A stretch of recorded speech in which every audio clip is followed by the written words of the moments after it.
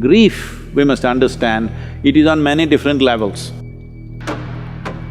Somebody close to them died somewhere, they will feel this because within the body there is a certain process. How to perform karmas and kriyas for dead if you are not able to physically do something? The simple thing is, just 3 days you do this.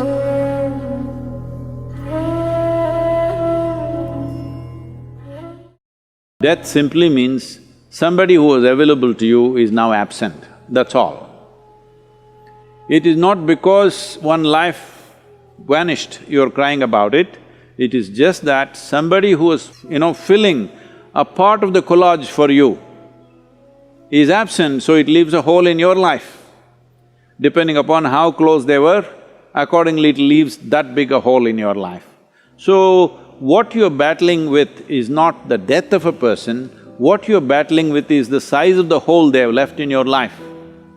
Suppose a faraway relative or a friend, somebody that you know, an acquaintance died, you feel bad for an hour and then you get back to normal.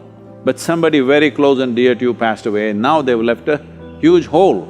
So your problem is you trying to tend to this hole which is within yourself. This hole has happened essentially. Now what I say may sound little brutal for people who are in that situation, but one must understand this. If you look for solace, yes, if somebody comes to me who have just lost somebody dear to them, I will also hug them and, protect them and give them some solace. But you must decide whether you want solace or you want a solution to your life. Because today this person will die, tomorrow that person will die, day after tomorrow I may die myself, it doesn't matter.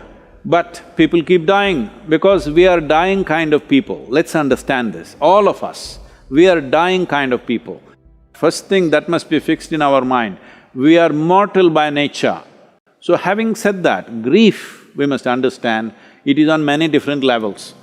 There is a psychological grief. In thought and emotion you suffer the loss of the person. But depending upon how much memory you have built within your body with regard to that person, let's say if it's your child or your husband or your wife or some kind of very close bond, then a certain amount of memory is there in your body. We call this traditionally in the yogic culture as Runanubandha, that is, body has developed a bond beyond your psychological friendships and companionships and love and whatever else you have. Body itself has done this. A whole lot of people feel this.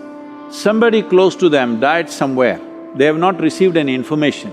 Suddenly they feel their energies are gone and they're like, they don't know what's happened, but suddenly they're almost sick, they're feeling like that, completely drained out.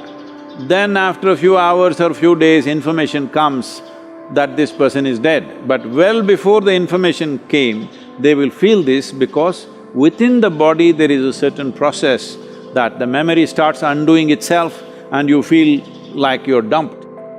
Your Runanubandha with your parents or with your children is strongest till you're 21 years of age.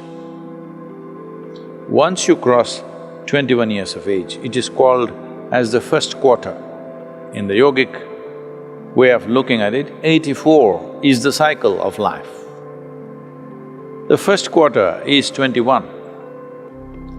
Up to 21, if you lose a parent or if you lose a child below 21 years of age, the pain will not just be emotional, it'll be physical. It will manifest in the body because there is a strong Runanubandha. But beyond 21, it is largely psychological and emotional. When we say Runanubandha, what you suffer emotionally or psychologically, that's not what we're talking about. We are talking about physical memories. Bodies have memories. Because what you call as a parent is the basis of this body. There is a very deep memory connection between the two, that is at its strongest till 21 years of age. Once you pass that, it is weakened. Is it gone? Not totally gone, weakened. Let us say you are 42 years of age and you're a man, then you still have a reasonably painful Runanubandha. But let us say you are 42 years of age and you're a woman, your Runanubandha is almost negligible. Not that it's not there, it's there, but very, very low. So, the suffering that you go through is largely emotional and psychological. If you're psychologically very stable, emotionally balanced, you will see you will handle it quite effortlessly because there is no physical turmoil going on in the system. But the same thing, if they lose their husband, that Runanubandha is physically painful because that is a different type of Runanubandha. If you are over 42 years of age and you are a woman and you lost a parent, this is why in this culture, women are not required to do karmas.